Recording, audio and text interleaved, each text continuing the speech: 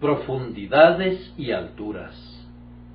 En estos postreros días nos ha hablado por el Hijo, a quien constituyó heredero de todo, y por quien asimismo hizo el universo, el cual, siendo el resplandor de su gloria, y la imagen misma de su sustancia, y quien sustenta todas las cosas con la palabra de su poder, habiendo efectuado la purificación de nuestros pecados por medio de sí mismo, se sentó a la diestra de la majestad en las alturas. Hebreos 1, 2, 3. Esta noche no haré otra cosa que predicar a Jesucristo. Este fue el tema preferido de los primeros ministros cristianos. Todos los días, en el templo y por las casas, no cesaban de enseñar y predicar a Jesucristo. Cuando Felipe descendió a la ciudad de Samaria, les predicaba a Cristo. Cuando se sentó con el eunuco etíope en su carro, le anunció el Evangelio de Jesús. Tan pronto como Pablo fue convertido, enseguida predicaba a Cristo en las sinagogas, diciendo que éste era el Hijo de Dios. Por esta vez consideramos que la venerabilidad de nuestro tema es digna de ser destacada. No nos avergonzaremos de predicar lo que predicaron los apóstoles y lo que los mártires y los confesores predicaron. Esperamos proclamar este glorioso Evangelio del Dios bendito en tanto que vivamos, y cuando esta generación de predicadores haya partido, a menos que el Señor venga, esperamos que siempre se encuentre disponible una sucesión de varones que determine no predicar otra cosa sino a Jesucristo y a este crucificado. Pues, después de todo, este es el tema de mayor necesidad para los seres humanos. Pudieran apetecer otras cosas, pero nada puede satisfacer la profunda carencia real de su naturaleza, excepto Jesucristo y la salvación por medio de su sangre preciosa. Él es el pan de vida que descendió del cielo. Él es el agua de vida de la que si un hombre bebe, ya no tendrá sed jamás. De aquí que nos convenga reflexionar a menudo sobre este tema, pues es de suprema necesidad para los hijos de los hombres. Este es el tema que Dios el Espíritu Santo se deleita en bendecir. Yo estoy seguro de que, en igualdad de condiciones, Él honra la predicación en proporción a la medida en que se concentre en Cristo. Yo podría predicar mucho acerca de la Iglesia, pero el Espíritu Santo no toma de las cosas de Cristo para glorificar a la Iglesia. Yo podría predicar alguna doctrina o práctica que no tuvieran que ver con Cristo. Eso sería ofrecer la cáscara sin la carne del fruto, pero allí donde Jesús lo endulza todo y le da sabor a todo, el Espíritu Santo se deleita en detenerse en ese ministerio y darle vida y hacerlo poderoso para la conversión de los hombres. Y, queridos amigos, yo estoy seguro de que la predicación de Cristo es siempre grata a los oídos de su propio pueblo. Tu nombre es como un ungüento derramado, por eso las doncellas te aman. Y este tema es sumamente agradable para Dios el Padre, a quien le complace saber que su Hijo es exaltado y alabado. Él se deleita en su Hijo, y quienes también se deleitan en Él son amigos de Dios. Tanto Dios el Padre como el Espíritu Santo quieren que Jesucristo sea ensalzado, y cuando eso sucede, podemos esperar que nuestro ministerio sea sellado, y podemos esperar almas como nuestro salario. Yo quisiera permitir que Jesucristo hablara por sí mismo en este momento, por así decirlo. Yo no puedo hablar por él como él puede hacerlo por sí mismo. ¿Acaso sostendré mi vela para alumbrar al sol como si él la necesitara para revelar su luz? No, ciertamente no. Y por tanto, con estudiada claridad, voy a intentar poner el propio texto ante ustedes y hablar acerca de él de tal manera que no sea lo que yo diga, lo que recuerden, sino el propio tema. Mi tema ha de ser el Salvador, el único Salvador, el Salvador que tiene que salvarlos, o de otra manera tendrán que perecer, porque no hay otro nombre bajo el cielo dado a los hombres en que podamos ser salvos.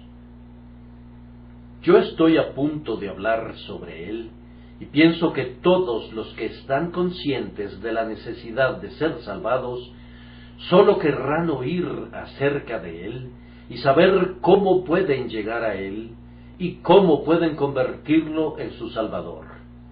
Y con sólo que oigan respecto a eso, estarán sumamente contentos de escuchar. Primero, entonces, voy a hablar acerca de quién es el Salvador. Permítanme leerles de nuevo el texto.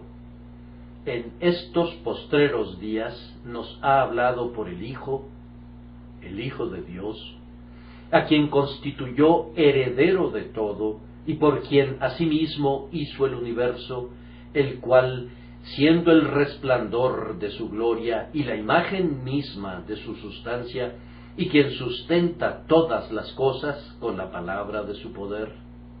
Ese es Jesús. Luego, en segundo lugar, voy a hablar sobre lo que Jesús hizo, habiendo efectuado la purificación de nuestros pecados por medio de sí mismo. Luego, en tercer lugar, quiero decirles lo que disfruta, después que hubo cumplido con su grandiosa obra de salvación, se sentó a la diestra de la majestad en las alturas. No es posible que lengua alguna pudiera explicar plenamente quién es Jesús. Con todo, por la bendita enseñanza del Espíritu Santo, voy a decirles todo cuanto sé acerca de él. Primero, Jesús es el propio Hijo de Dios. ¿Qué sé yo acerca de esa prodigiosa verdad? Si intentara explicarla y hablarles acerca de la filiación eterna, los conduciría donde pronto me encontraría fuera de mi nivel de profundidad y muy probablemente ahogaría en una andanada de palabras todo lo que pudiera decirles. La deidad no ha de ser explicada, sino ha de ser adorada, y la condición de hijo que ostenta Cristo debe ser aceptada como una verdad revelada y debe ser asida por la fe, aunque no pueda ser captada por el entendimiento. Los padres de la Iglesia realizaron muchos intentos de explicar la relación entre las dos divinas personas, el Padre y el Hijo, pero habría sido mejor que no hubieran divulgado nunca las explicaciones, pues las figuras que utilizaron tienden a conducir al error.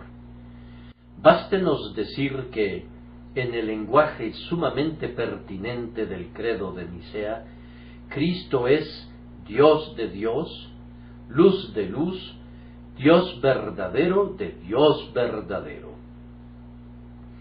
Él es coigual con el Padre, aunque no sepamos cómo es eso.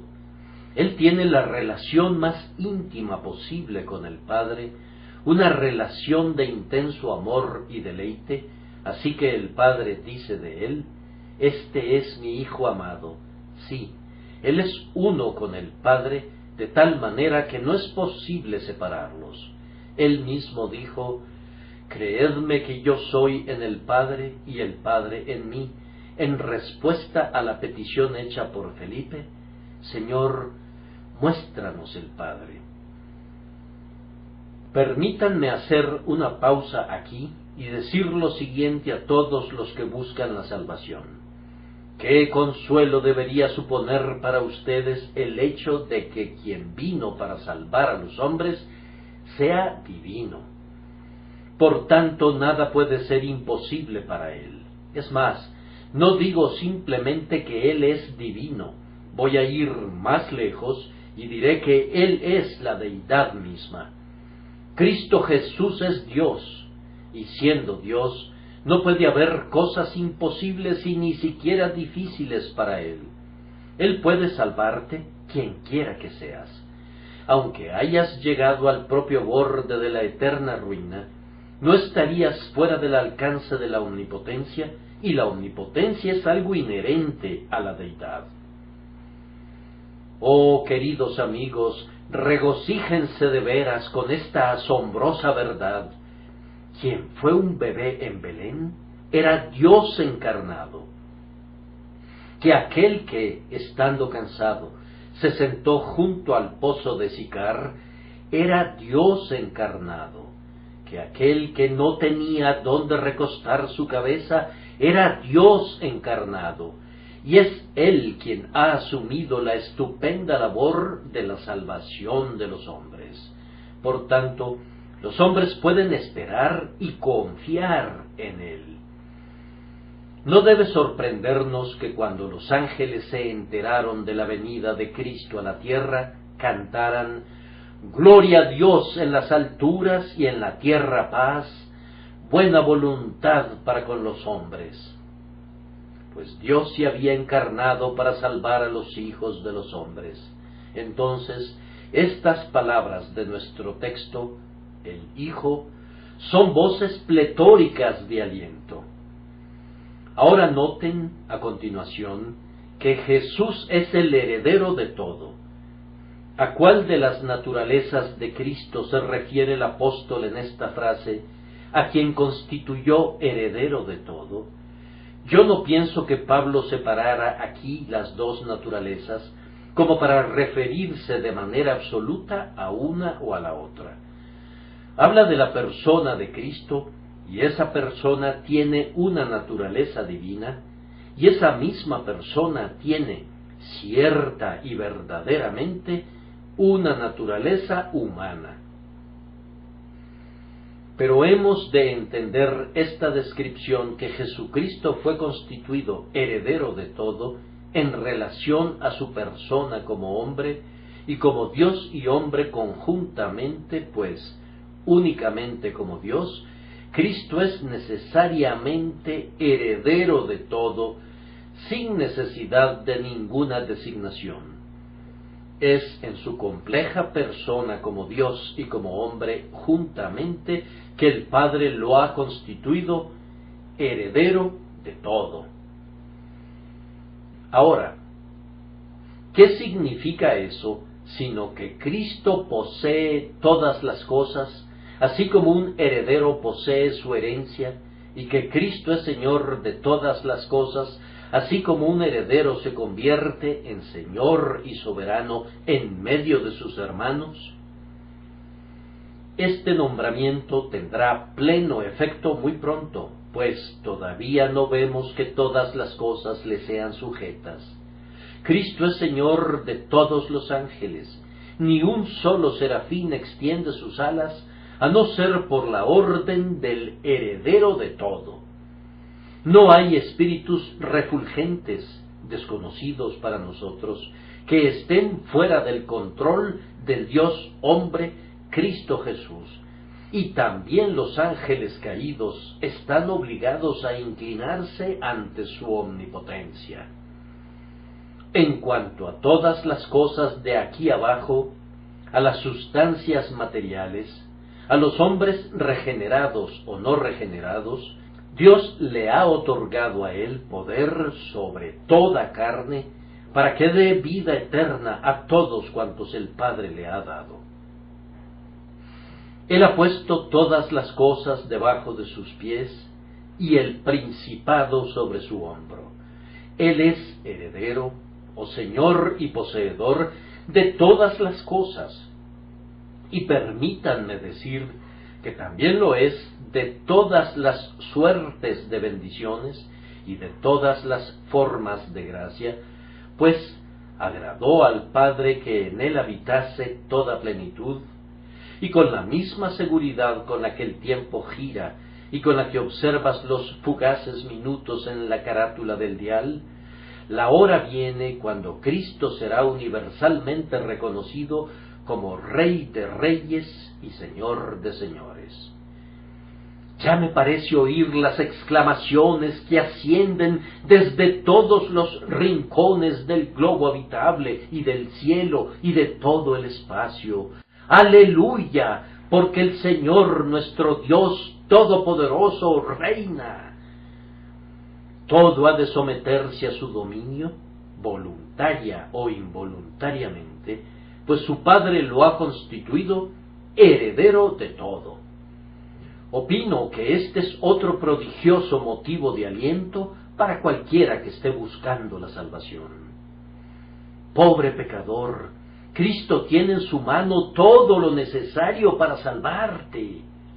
Algunas veces, cuando un médico atiende a algún enfermo, supongan que sea a bordo de un barco, pudiera tener que decirle: creo que podría curar tu enfermedad si pudiera contar con tal y tal medicina, pero desafortunadamente no tengo ese remedio a mi alcance. O el doctor pudiera tener que decirle al paciente: yo creo que con una operación se lograría tu curación, pero no tengo el instrumental necesario para realizarla. El grandioso médico de las almas nunca tendrá que hablar de esa manera, pues el Padre ha puesto todas las cosas en su mano. ¿O no lo hemos contemplado como la gloria del Padre, lleno de gracia y de verdad? Tú, gran pecador, tú, negro pecador, Cristo no carece de poder para salvarte. Y si tú vienes y te confías a sus manos, Él nunca tendrá que buscar en torno suyo para encontrar el bálsamo para tus heridas, o los ungüentos o los linimentos para vendar esas putrefactas lesiones tuyas. No, Él es heredero de todo. Entonces otra vez repito: aleluya, al tiempo que lo predico a ustedes como el bendito Salvador de los pecadores, el Hijo de Dios, el heredero de todo. Noten a continuación que Jesucristo es el Creador por quien asimismo hizo el universo. No sabemos cuántos mundos pudiera haber. Pudiera ser cierto que todas esas esferas celestes que pueblan el cielo de medianoche son mundos llenos de seres inteligentes. Es mucho más fácil creer que lo son a que no lo son, pues seguramente Dios no ha construido todas esas magníficas mansiones para dejarlas deshabitadas. Sería irracional concebir que los miles de estupendos mundos, sustancialmente más grandes que esta pobre partícula diminuta en el grandioso universo de Dios, hayan quedado deshabitados. Pero no importa cuántos mundos haya, Dios los hizo a todos por Jesucristo. Todas las cosas por Él fueron hechas, y sin Él nada de lo que ha sido hecho fue hecho. Lo veo de pie, por decirlo así, junto al yunque de la omnipotencia, forjando a martillazos los mundos que se desprenden como chispas por todos lados, a cada golpe de su majestuoso brazo. Era Cristo quien estaba allí, poder de Dios y sabiduría de Dios, como Pablo lo llama, creando todas las cosas. Me encanta pensar que aquel que creó todas las cosas es también nuestro Salvador, pues entonces puede crear en mí un corazón limpio y puede renovar un espíritu recto en mi interior. Y si necesito una creación completamente nueva, como en efecto la necesito, Él está a la altura de esa tarea. El hombre es incapaz de crear el más diminuto de los mosquitos que hayan danzado jamás en el rayo vespertino del sol. El hombre es incapaz de crear ni siquiera un solo grano de polvo. Pero dado que Cristo creó todos los mundos, Él puede hacernos nuevas criaturas gracias al asombroso poder de su gracia. Oh pecadores, vean cuán poderoso Salvador ha sido provisto para ustedes, y no digan nunca que no pueden confiar en Él. Yo estoy de acuerdo con el buen señor Hyatt, quien, cuando se le preguntó en su lecho de muerte, ¿puedes confiar en Cristo con toda tu alma? Él respondió, si tuviera 1000 almas, todas podría confiarlas a Él. Y lo mismo puedes hacer tú, si tuvieras tantas almas como todas las que Él ha criado jamás, y si tuvieras amontonados sobre ti todos los pecados que los hombres hubieren cometido jamás, todavía podrías confiar en el Hijo de Dios, a quien constituyó heredero de todo, y por quien asimismo hizo el universo. Ahora avancen un poco más y vean cómo es llamado Cristo a continuación, el resplandor de la gloria de su Padre. Cubran sus ojos, pues no pueden mirar este prodigioso espectáculo sin ser deslumbrados por él. La versión revisada lo traduce así: la refulgencia de su gloria. Pero yo no veo más contenido en esa expresión que en la palabra resplandor. Algunos comentaristas dicen, y no es una figura indebida, pero con todo, no podemos estirar demasiado ninguna figura, que como la luz es al sol, así Jesús es a la gloria de Dios. Él es el resplandor de esa gloria, es decir, no hay ninguna gloria en Dios que no esté también en Cristo. Y cuando esa gloria llega a su clímax, cuando Dios, el siempre glorioso, es más glorioso, esa mayor gloria está en Cristo. Oh, esta es una portentosa palabra de Dios, el mismísimo clímax de la deidad, la reunión de cada bendito atributo en toda su infinitud de gloria. Todo eso se encuentra en la persona del Dios hombre, Cristo Jesús. Hay todo un sermón en estas palabras, el resplandor de su gloria. Pero no puedo predicarlo esta noche, porque entonces no podría completar la exposición del resto de mi texto. Así que prosigamos a la siguiente cláusula: y la imagen misma de su sustancia. Hace un minuto les dije, cúbranse sus ojos, pero ahora podría decirles, ciérrenlos, al pensar en la suma brillantez descrita por estas palabras, la imagen misma de su sustancia. Todo lo que Dios es, Cristo es, la propia semejanza de Dios, la propia divinidad de la divinidad, la propia deidad de la deidad, es en Cristo Jesús la imagen misma de su sustancia.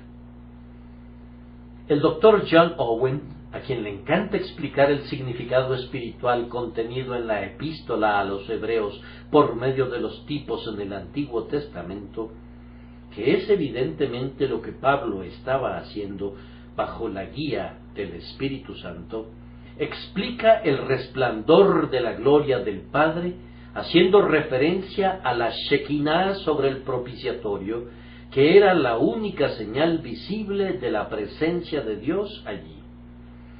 Se dice que una extraordinaria luminosidad refulgía en medio de los querubines. Ahora bien, Cristo es Dios manifiesto en su resplandor.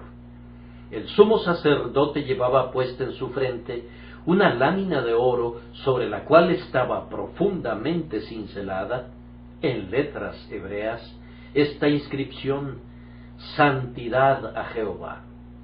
El doctor Owen piensa que en esta expresión y la imagen misma de su sustancia, En esta condensada inscripción de Dios, por decirlo así, hay una referencia a la inscripción que estaba puesta en la frente del sumo sacerdote y que representaba la gloriosa integridad o santidad de Jehová, que es su gran gloria. Bien, ya sea que el apóstol se refiriera a eso o no, a nosotros nos corresponde quitarnos los zapatos en presencia de Cristo, quien es el resplandor de la gloria de su Padre y la imagen misma de su sustancia. Para mí, estas palabras son como la zarza en la que Dios estaba, pero que no era consumida, pues todas ellas arden con fuego. ¿Qué más diré acerca de ellas? Ahora, como Cristo es todo esto que Pablo describe, ¿quién se atrevería a darle la espalda? Si Él es el pastor que ha venido para buscar a la oveja perdida, oh pobre oveja perdida, ¿no querrá ser encontrada por Él? Si Él es el embajador de Dios, que viene vestido con el manto carmesí de su propia sangre para redimir a los hijos de los hombres, ¿quién rehusará la paz que trae? Noten adicionalmente que Cristo es, tal como lo mencioné en el 6º punto de la descripción del apóstol, quien sustenta todas las cosas con la palabra de su poder.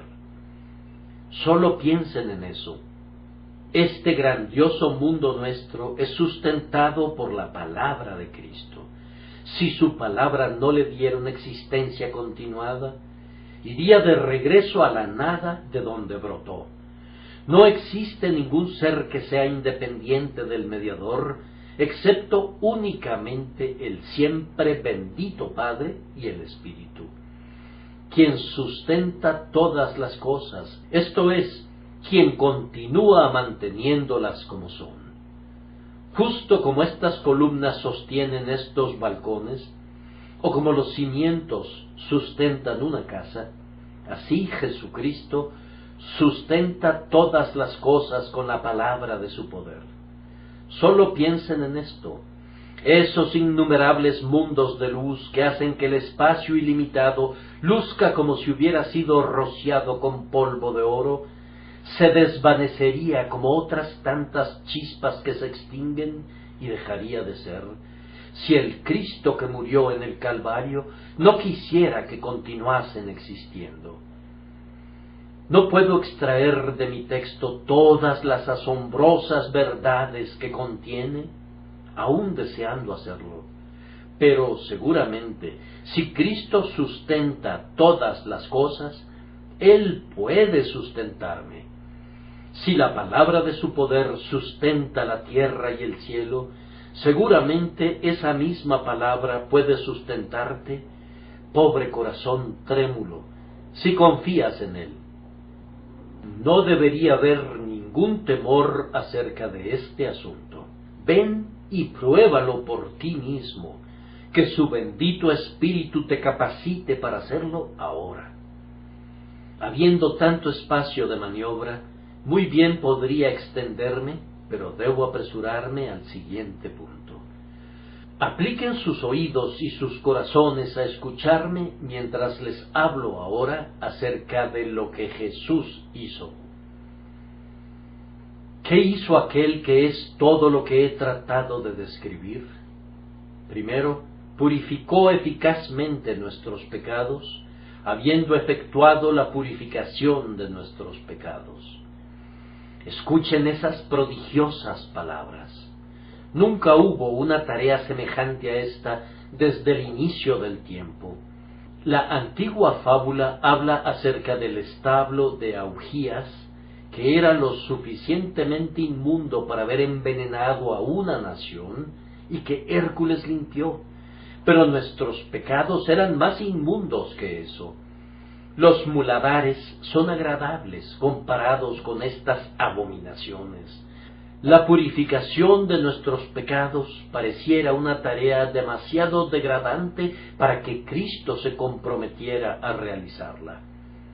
Los barrenderos de las calles, los ayudantes de cocina, los limpiadores de las alcantarillas tienen un trabajo honorable comparado con la tarea de purificar el pecado. No obstante, el Santo Cristo, incapaz de pecar, se humilló para purificar nuestros pecados. Quiero que mediten sobre esa prodigiosa obra y que recuerden lo que hizo antes de regresar al cielo. ¿No es algo maravilloso que Cristo purificara nuestros pecados antes de que los hubiéramos cometido? Allí estaban, ante la vista de Dios, como ya existentes en toda su repugnancia, pero Cristo vino y los purificó. Esto, seguramente, debería hacernos cantar un cantar de cantares. Antes de haber pecado, Él purificó mis pecados. Singular y extraño como es, con todo, así es. Entonces, adicionalmente, el apóstol dice que Cristo purificó nuestros pecados por medio de sí mismo, esto es, ofreciéndose como nuestro sustituto. No podía haber ninguna purificación del pecado, excepto si Cristo llevaba su carga, y Él, en efecto, la llevó.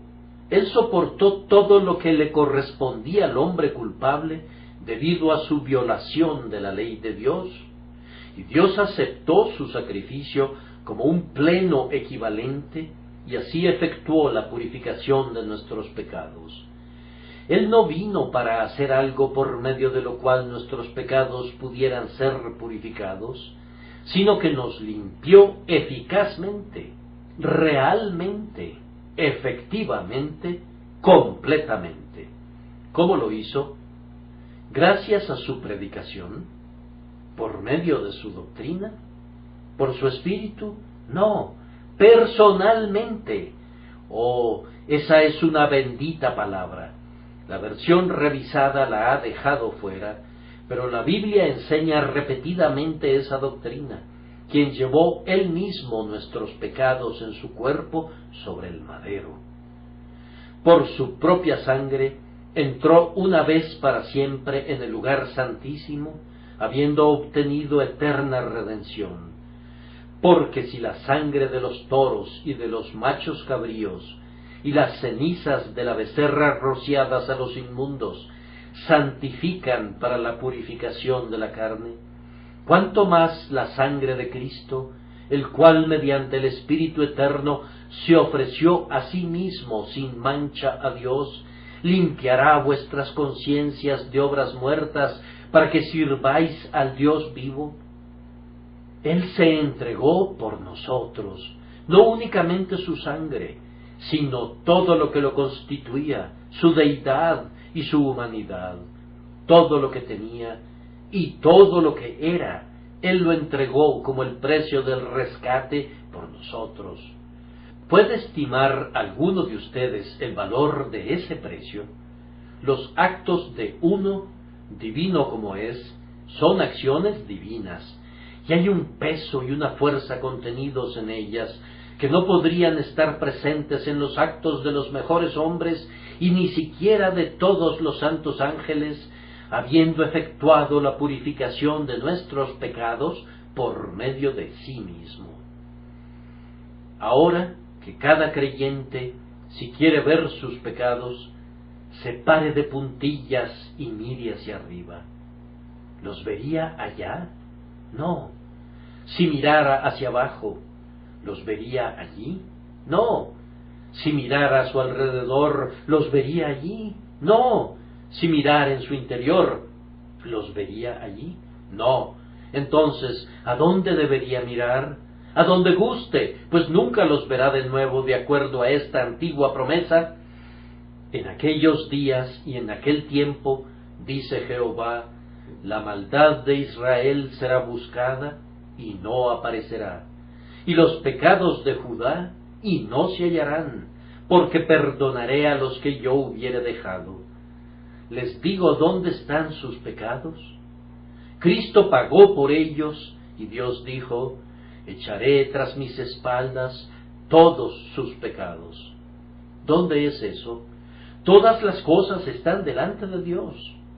Yo no sé dónde pudiera ubicarse este lugar tras las espaldas de Dios. No está en ninguna parte, pues Dios está presente en todas partes y lo ve todo. Así que allí es donde mis pecados se han ido. Hablo con la máxima reverencia cuando digo que se han ido donde el propio Jehová no puede verlos nunca. Cristo los ha purificado de tal manera que han cesado de existir. El Mesías vino para acabar con la transgresión y para poner un fin al pecado, y lo ha hecho. Oh creyente, si Él ha acabado con el pecado, entonces acabó con él. ¿Y qué más pudiera haber del pecado? Aquí hay un bendito texto para ustedes. Me encanta meditar acerca de él a menudo cuando estoy solo. Cuanto está lejos el oriente del occidente, hizo alejar de nosotros nuestras rebeliones. Él hizo eso en la cruz del Calvario. Allí, eficazmente, finalmente, totalmente, completamente, eternamente, purificó a todo su pueblo de sus pecados, tomándolos sobre sí mismo, soportando todas sus terribles consecuencias, cancelándolos y borrándolos y arrojándolos a las profundidades del mar y eliminándolos para siempre. Y todo eso lo hizo por medio de sí mismo. Fue verdaderamente un amor prodigioso el que lo condujo a humillarse para realizar esta purificación, esta expiación, esta reparación por el pecado. Pero, gracias a quien era y qué era, lo hizo íntegramente y lo hizo perfectamente. Dijo, consumado es, y yo le creo. Yo no admito ni por un momento, no puedo hacerlo, que haya algo que nosotros podamos hacer para completar esa obra, o cualquier cosa que se requiera de nosotros para completar las aniquilaciones de nuestros pecados. Aquellos por quienes Cristo murió son limpiados de toda su culpa y pueden proseguir su camino en paz. Él fue hecho maldición por nosotros y ahora solo nos queda disfrutar de la bendición. Ahora, por último, tengo que hablar acerca de lo que Cristo goza ahora. Habiendo efectuado la purificación de nuestros pecados por medio de sí mismo, se sentó a la diestra de la majestad en las alturas. Aquí voy a tener que decir otra vez que no me encuentro en mi nivel de profundidad. Hay aguas en las que debo nadar, pero no soy un buen nadador en unas benditas profundidades como estas. Sin duda hay una alusión aquí al sumo sacerdote quien, en el solemne día de la expiación, se presentaba delante de Dios una vez que el sacrificio era ofrecido. Cristo, nuestro grandioso sumo sacerdote, habiéndose ofrecido una vez para siempre como el sacrificio por el pecado, ha entrado ahora en el lugar santísimo y allí se sienta a la diestra de la majestad en las alturas. Noten primero que esto implica reposo. Cuando el sumo sacerdote penetraba dentro del velo, no se sentaba, permanecía de pie, dominado por una santa agitación, portando la sangre sacrificial delante del esplendente propiciatorio. Pero nuestro Salvador se sienta ahora a la diestra de su Padre. El sumo sacerdote de la antigüedad no completaba su trabajo. El año siguiente se requería otro sacrificio expiatorio, pero nuestro Señor ha completado su expiación y ahora ya no queda más sacrificio por los pecados, pues ya no queda ningún pecado que deba ser purificado. Pero Cristo, habiendo ofrecido una vez para siempre un solo sacrificio por los pecados, se ha sentado a la diestra de Dios, de ahí en adelante, esperando hasta que sus enemigos sean puestos por estrado de sus pies, porque con una sola ofrenda hizo perfectos para siempre a los santificados. Se sienta allí, y yo estoy seguro de que no estaría sentado si no hubiera consumado la salvación de su pueblo. Isaías fue inspirado mucho antes para registrar lo que el Mesías diría. Por amor de Sión no callaré, y por amor de Jerusalén no descansaré, hasta que salga como resplandor su justicia, y su salvación se encienda como una antorcha. Pero Cristo reposa ahora. Mis ojos, por fe, pueden verlo sentado allí, de tal manera que sé que la obra redentora del amor está concluida, la batalla ha sido peleada y el combate fue ganado. Noten a continuación que Cristo se sienta en el lugar de honor, a la diestra de la majestad en las alturas. Por supuesto que ahora estamos hablando figurativamente, y no deben interpretar esto literalmente. Jesús se sienta a la diestra de su Padre y mora en el más excelso honor y dignidad concebibles. Todo el ejército lavado con sangre y todos los ángeles lo adoran en un día interminable. El Padre se deleita en honrarlo. El lugar más excelso que el cielo concede es suyo. Es suyo por derecho, el Rey de reyes y Señor de señores, y la luz eterna del cielo. Jesús no sólo se siente en el lugar de honor, sino que ocupa el lugar seguro. Nadie puede hacerle daño ahora, nadie puede impedir sus propósitos o derrotar su voluntad. Él está a la diestra omnipotente de Dios. Él es supremo Dios y Señor en el cielo arriba, y en la tierra abajo, y en las aguas debajo de la tierra, y en toda estrella, y quienes no quieren someterse a Él, serán quebrantados con vara de hierro, y Él los desmenuzará como vasija de alfarero. Así que su causa es segura, y su reino es inexpugnable, pues Él está a la diestra del poder. Y por último, si Cristo está a la diestra de Dios, eso implica la eterna certidumbre de su recompensa. No es posible que sea despojado de lo que compró con su sangre. Yo tiemblo cuando oigo hablar a ciertas personas acerca de un Cristo desilusionado, o acerca de un Cristo que murió por casualidad, para lograr no sabía qué, que murió por algo que la voluntad del hombre podría darle si él así lo quisiera, pero que posiblemente le pudiera ser denegado. Yo no compro nada en unos términos como esos, pues yo espero recibir lo que compro, y Cristo tendrá lo que compró con su propia sangre, especialmente porque vive de nuevo para exigir su compra. No será nunca un Salvador derrotado o desilusionado. Él amó a la Iglesia y se entregó a sí mismo por ella. Él ha redimido a los que amó entre los hombres y tendrá a todos los que ha comprado.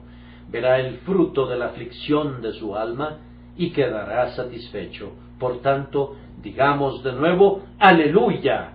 Y postrémonos y adorémosle. Me parece que no hay prueba tan concluyente de la ceguera natural de los hombres como esta, que los hombres no quieren venir y confiar en Jesús.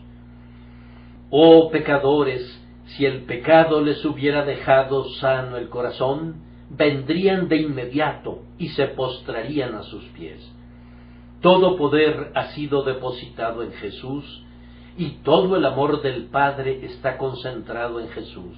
Por tanto, vengan y confíen en Él. Si confían en Él, harán patente que Él se entregó por ustedes.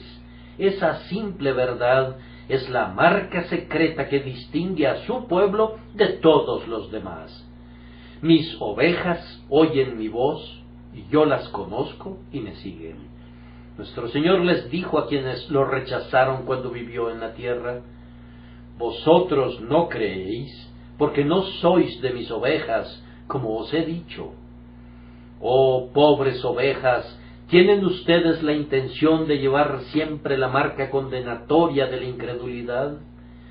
Si mueren con ese sello sobre su alma, estarán perdidas para siempre. Oh, que ustedes tengan en cambio esa bendita marca de fe que es la señal del pueblo del Señor, que puedan colgar incluso ahora el cordón de grana como lo colgó Rahab fuera de su ventana, el cordón de grana de la confianza en la sangre carmesí de Jesús. Y mientras cae Jericó, mientras toda la tierra se desmorone en una común ruina, tu casa, aunque esté construida sobre el muro, permanecerá segura, y ni uno solo de los que están bajo su abrigo será tocado por la espada devoradora, pues todos los que están en Cristo están en una seguridad imperecedera. ¿Cómo podría ser de otra manera, puesto que Él los ha purificado de sus pecados? Que Dios le conceda a cada uno de ustedes participar y tener su porción en este bendito grupo por causa de su amado nombre. Amén.